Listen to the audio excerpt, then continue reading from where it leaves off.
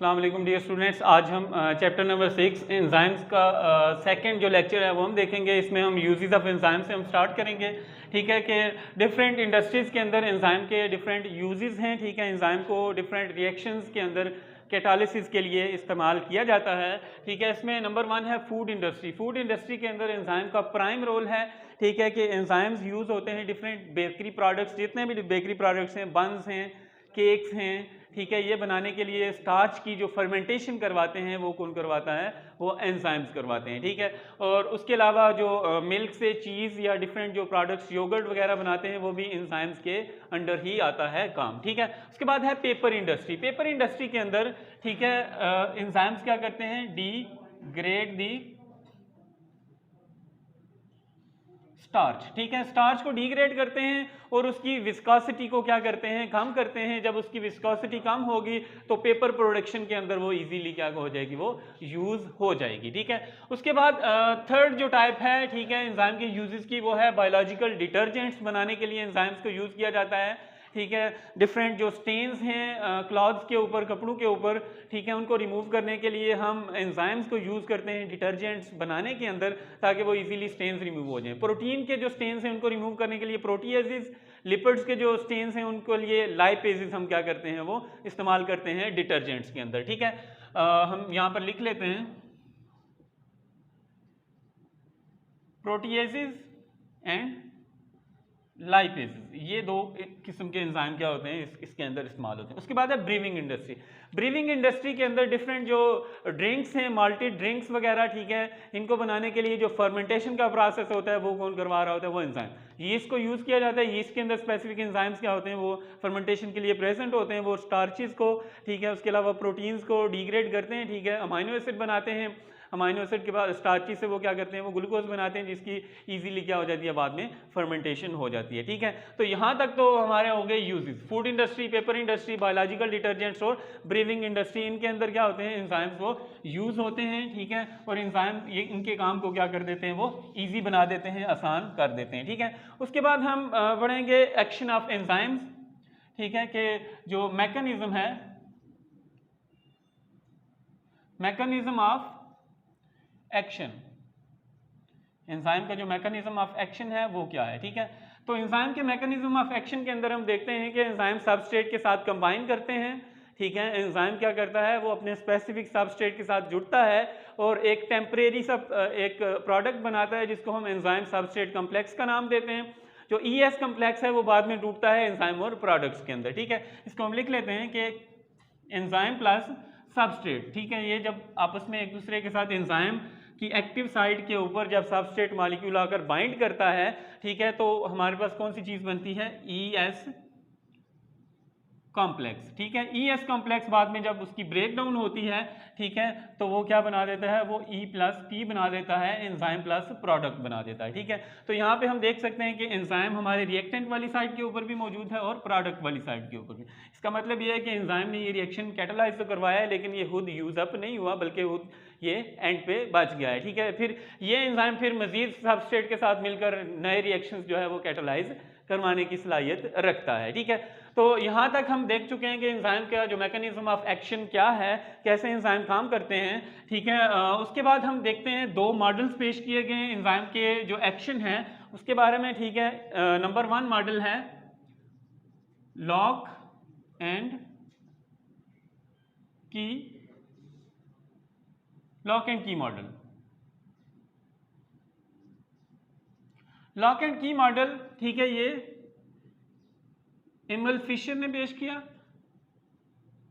इस मॉडल के मुताबिक क्या है कि जिस तरह हर एक लॉक के ओपन करने के लिए एक स्पेसिफिक की प्रेजेंट होती है, ठीक है, इसी तरह हर एक सबस्ट्रेट को प्रोडक्ट में कन्वर्ट करने के लिए स्पेसिफिक एंजाइम क्या होता है? वो प्रेजेंट होता है। ठीक है, या एक एक्टिव साइट के लिए एक स्पेसिफिक क्या हमारे पास होती है? हमारे पास एक एक्टिव साइट के लिए एक स्पेसिफिक सबस्ट्रेट वो प्रेजेंट होता है। ठीक है, सिर्फ वो सबस्ट्रेट ही बाइंड कर सकता है हमारी एंजाइम की एक्टिव साइट के ऊपर। ठीक है, तो इस मॉडल के मुताबिक क्या है कि एंजाइम का और एक्टिव साइट का जो स्ट्रक्चर होता है वो रिजिड होता है।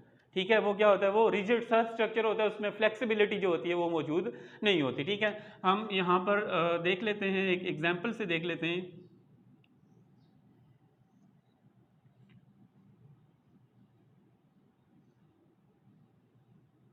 ये एंजाइम की एक्टिव साइट है, ठीक है। और हमारे पास जो सबस्ट्रेट है, ठीक है, सबस्ट्रेट की शेप हमारे पास क्या है, वो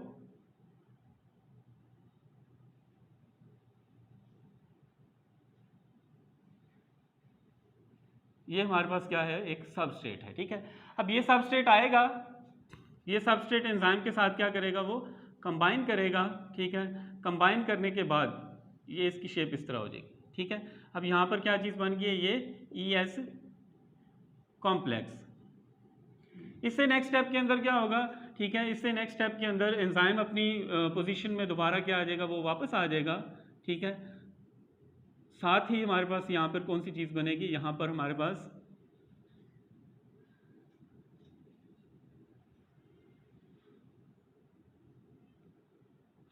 यहाँ पर क्या चीज़ बन जाएंगी, प्रोडक्ट्स, ठीक है। ये क्या है, प्रोडक्ट्स, ठीक है। तो इस मॉडल के मुताबिक क्या है, लॉक एंड की मॉडल के मुताबिक कि एक्टिव साइट के जो शेप है, जो स्ट्रक्चर है, और जो एंजाइम का जो सबस्ट्रेट है, उसकी स्ट्रक्चर इन दोनों की क्या होती है, ये रिजिड होती है, इसमें फ्लेक्सिबिलिटी जो होती है वो मौजूद नहीं होती, ठीक है। उसके बाद कोशलैंड ने एक मॉडल, सेकंड मॉडल जो पेश किया था, ठीक है, हम उसको कहते हैं induced fit model. Induced fit model ये किसने पेश किया था, ये कोशलैंड ने, ठीक है। कोशलैंड ने बताया था कि जब एंजाइम और सबस्ट्रेट आपस में एक दूसरे के साथ कंबाइन करने के लिए एक दूसरे के करीब आते हैं, तो एंजाइम की एक्टिव साइट के अंदर क्या होती हैं, कुछ चेंजेस होती हैं, वो मॉडिफाई हो जाती है according to the shape of the substrate. उसने बताया था, ठीक है, कि जो एक्टिव साइट है एंजाइम की, वो रिजिड स्ट्रक्चर नहीं होता, बल्कि क्या होता है, वो अपने आप को सबस्ट्रेट की शेप के लिहाज से क्या कर लेता है, अपने आप को मॉडिफाई कर लेता है, अपने आप को चेंज कर लेता है, ठीक है। तो इन दोनों मॉडल्स में बेसिक जो डिफरेंस है वो यही है, ठीक है, कि एंजाइम और एंजाइम की जो शेप है वो क्या होती है। एक मॉडल तो हमें बताता है कि वो एंजाइम की शेप रिजिड है एक्टिव साइट की, दूसरा मॉडल हमें बताता है कि जो एक्टिव साइट की शेप है उसमें फ्लेक्सिबिलिटी मौजूद है, वो क्या हो सकती है, वो मॉडिफाई हो सकती है according to the shape of the substrate, ठीक है। उसके बाद इससे नेक्स्ट टॉपिक के अंदर हम देखेंगे, ठीक है, कि factors affecting rate of enzyme action, factors affecting rate of enzyme action, कि एंजाइम के जो एक्शन है उसके ऊपर कौन कौन से फैक्टर्स जो हैं वो इफेक्ट कर रहे हैं, ठीक है। उसमें नंबर 1 हमारे पास है टेम्परेचर। नंबर 1 क्या है, टेम्परेचर, ठीक है।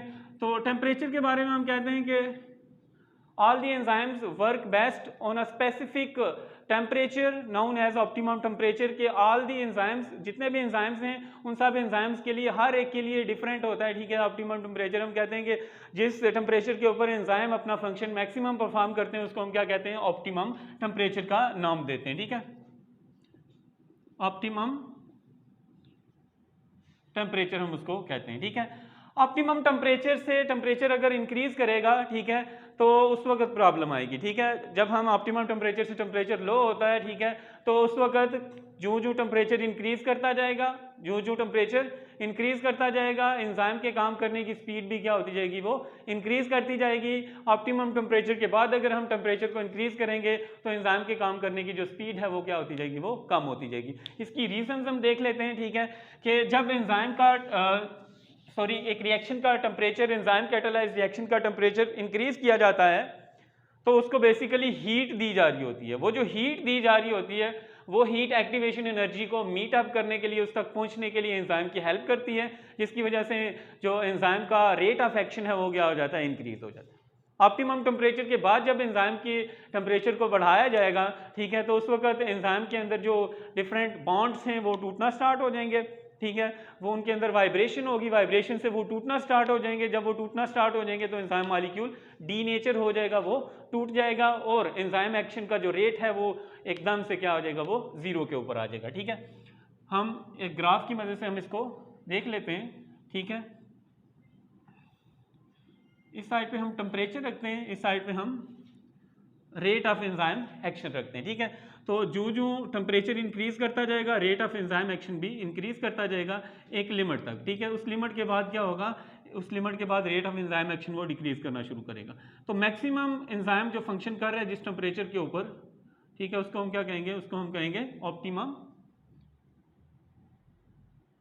ऑप्टिमम टेम्परेचर का नाम हम देंगे। ठीक है, ऑप्टिमम टेम्परेचर ह्यूमन बॉडी के अंदर काम करने वाले जितने भी एंजाइम्स हैं उनके लिए क्या है, वो 37 ऑप्टिमम टेम्परेचर। 37 से जो ही टेम्परेचर ज़्यादा होगा तो एंजाइम के जो काम करने की स्पीड है वो भी क्या हो जाएगी, वो भी आहिस्ता आहिस्ता डिक्लाइन करना शुरू हो जाएगी, वो नीचे आना स्टार्ट हो जाएगी। उसके बाद है हमारे पास सेकंड जो फैक्टर है एंजाइम एक्शन के रेट को इफेक्ट करने वाला, दैट इज पीएच। वो क्या है हमारे पास, पीएच।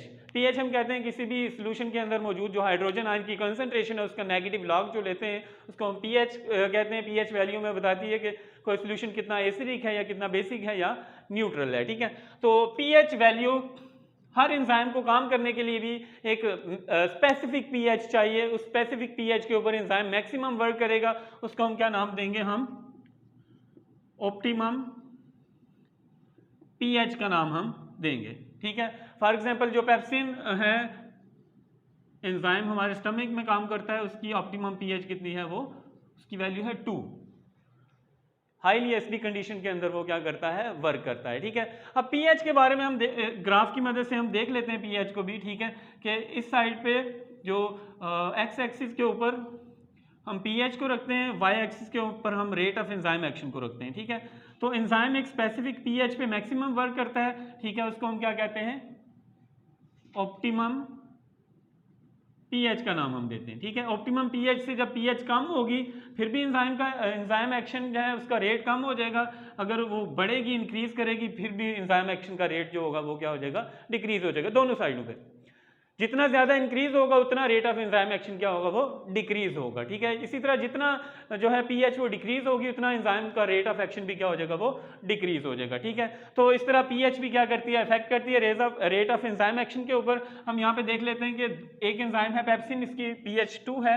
इसी तरह एक ट्रिप्सिन है एंजाइम, ठीक है, उसकी पीएच क्या है, वो बेसिक पीएच पे काम करता है। ठीक है, जो पेप्सिन है ये एसिडिक पीएच के ऊपर, काम दोनों का सेम है, फंक्शन सेम है, दोनों ने प्रोटीन को डाइजेस्ट करना होता है, लेकिन इनके पीएच जो जिस पे काम करना है उन्होंने ऑप्टिमम पीएच, उसके अंदर क्या है डिफरेंस है, उसके अंदर फर्क है। पीएच के चेंज होने की वजह से एक्चुअली होता क्या है कि एंजाइम के जो एक्टिव साइट है, एक्टिव साइट के ऊपर जो मौजूद डिफरेंट एटम्स हैं उनमें आयोनाइजेशन हो जाती है। जब उनमें आयोनाइजेशन होगी एक्टिव साइट का जो शेप है या उसका जो स्ट्रक्चर है वो डिसरप्ट हो जाएगा। वो डिसरप्ट होने की वजह से क्या होगा, एक्टिव साइट अपना काम करना छोड़ देगी और एंजाइम काम करना छोड़ देगा। जब एंजाइम काम करना छोड़ेगा तो rate of enzyme action automatically क्या हो जाएगा, वो ड्रॉप कर जाएगा या वो फॉल हो जाएगा। ठीक है, पीएच के बाद हमारे पास जो थर्ड फैक्टर है रेट ऑफ एंजाइम एक्शन के ऊपर असर डालने वाला, वो है हमारे पास सबस्ट्रेट कंसंट्रेशन।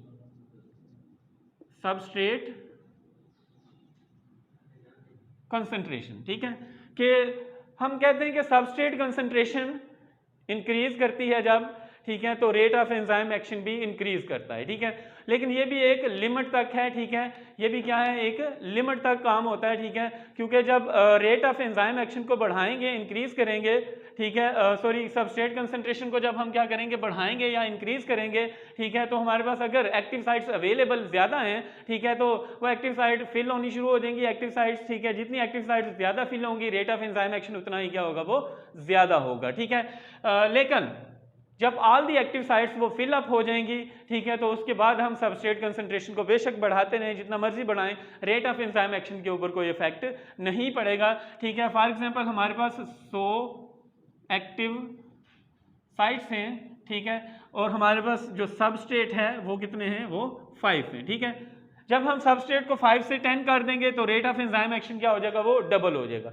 इसी तरह 10 से हम 20 कर देंगे तो रेट ऑफ एंजाइम एक्शन उससे भी क्या हो जाएगा, डबल हो जाएगा, इंक्रीज कर जाएगा। ठीक है, लेकिन अगर हम सबस्ट्रेट हमारे पास आ गए 100 तो maximum rate of enzyme action हमें शो होगा या नजर आएगा। ठीक है, अगर हम सबस्ट्रेट की कंसंट्रेशन 100 से बढ़ाकर 500 कर दें, ठीक है, एक्टिव साइट तो हमारे पास अवेलेबल वो 100 ही है। ठीक है, बेशक सबस्ट्रेट कंसंट्रेशन जितनी मर्जी इंक्रीज होगी है, अब all the active site saturate हो जाएंगे। जब वो सैचुरेट हो जाएंगी तो मजीद जो रेट ऑफ एंजाइम एक्शन है वो इंक्रीज नहीं होगा। ठीक है, इसके बाद हमारे पास इस चैप्टर का जो लास्ट छोटा सा टॉपिक है वो हमारे पास रह गया है, that is specificity of enzyme. ठीक है, एंजाइम्स क्या होते हैं, स्पेसिफिक होते हैं। ये हम इस चैप्टर के स्टार्ट से बात करते हुए आ रहे हैं। ठीक है, कि एंजाइम की जो स्पेसिफिसिटी है हम वो देख लेते हैं कि वो किस वजह से होती है। एंजाइम की स्पेसिफिसिटी होती है, ठीक है, एंजाइम की जो रेट ऑफ एंजाइम का जो स्ट्रक्चर है उसकी बेस के ऊपर। एंजाइम कि जो एक्टिव साइट की स्ट्रक्चर है और सबस्ट्रेट की स्ट्रक्चर की बेस के ऊपर क्या होती है एंजाइम की स्पेसिफिसिटी।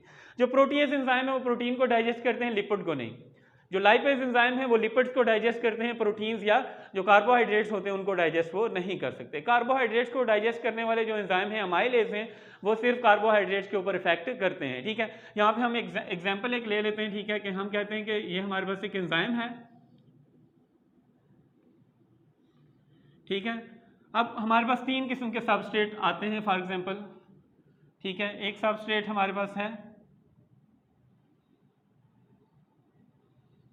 एक ये सबस्ट्रेट है, दूसरा सबस्ट्रेट ये है, ठीक है, तीसरा सबस्ट्रेट हमारे पास ये है, ये 1, ये 2, ये 3। तो आप यहाँ से गैस करें, ठीक है। तो हम जब गैस करते हैं तो इजीली हम यहाँ से गैस कर सकते हैं कि जो सबस्ट्रेट 1 है उसकी शेप क्या कर रही है, वो एग्जैक्टली फिट हो रही है एंजाइम की एक्टिव साइट के ऊपर, इसलिए जो सबस्ट्रेट 1 है यही एंजाइम के साथ अटैच होगा, 2 और 3 अटैच नहीं होंगे। तो इसलिए हम कहते हैं कि एंजाइम क्या होते हैं, वो स्पेसिफिक होते हैं according to the shape of substrate and active site, ठीक है। तो यहाँ पर हमारा जो चैप्टर नंबर 6 है ये कंक्लूड हो गया, खत्म हो गया, ठीक है। इसके बाद हम क्या करेंगे, चैप्टर नंबर 7 हम नेक्स्ट लेक्चर में देख लेंगे।